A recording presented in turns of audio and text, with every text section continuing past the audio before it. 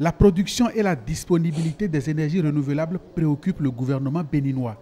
Il promeut un mix énergétique responsable. Dona Jean-Claude Oussou, bras ouvrier de la politique énergétique de l'équipe gouvernementale, rencontre des promoteurs d'énergie verte et des centres de formation du secteur à Cotonou et à Abomey-Calavi. Premier arrêt du périple, la société VSA, Village solaire africain. Ici, on commercialise du matériel d'éclairage, comme les lampes solaires, et du matériel de production, tels que les plaques photovoltaïques.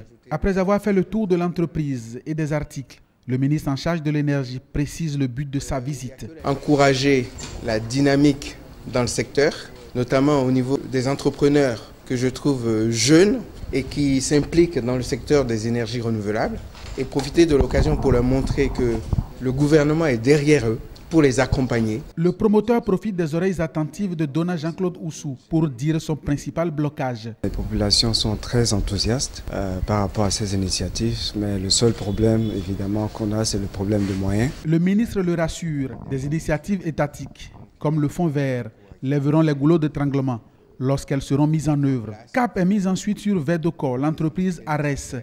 Ici, l'accent est mis sur la fourniture et la distribution des solutions de qualité, l'ingénierie conseil, la formation et les solutions digitalisées. La cible est un éventail bien large. Nous travaillons pour tout type de Béninois, aussi bien urbains que ruraux, mais qui ont à cœur la réduction de leurs factures d'énergie électrique. Le ministre de l'Énergie ici reconnaît la valeur des efforts fournis. Merci surtout pour cette détermination, ce dynamisme qui rassure que le gouvernement est dans la bonne dynamique. Un gouvernement qui fait de la compétence le chemin et l'outil primordial qui conduit à la performance, d'où la présence du ministre à l'École supérieure des métiers des énergies renouvelables, ESMER. L'école, pour le promoteur, vient prendre en compte les besoins existants. Sur le terrain, il n'y a pas beaucoup de techniciens ingénieurs qualifiés qui feront face aux différents travaux qui vont être lancés plus tard dans le secteur des énergies renouvelables.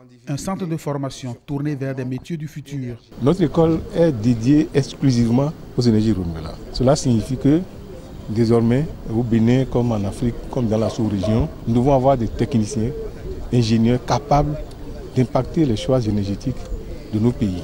Il faut que désormais, on ait ces spécialistes-là. Ces spécialistes-là sont des acteurs indispensables pour la bonne réalisation des actions et leur pérennisation. Sur le site de l'école, le ministre exprime sa satisfaction. Au niveau savoir et savoir-faire, il y a des initiatives intéressantes à montrer, à porter, à appuyer. À ces différentes structures, Dona Jean-Claude Oussou conseille une communication plus efficace vers les populations cibles.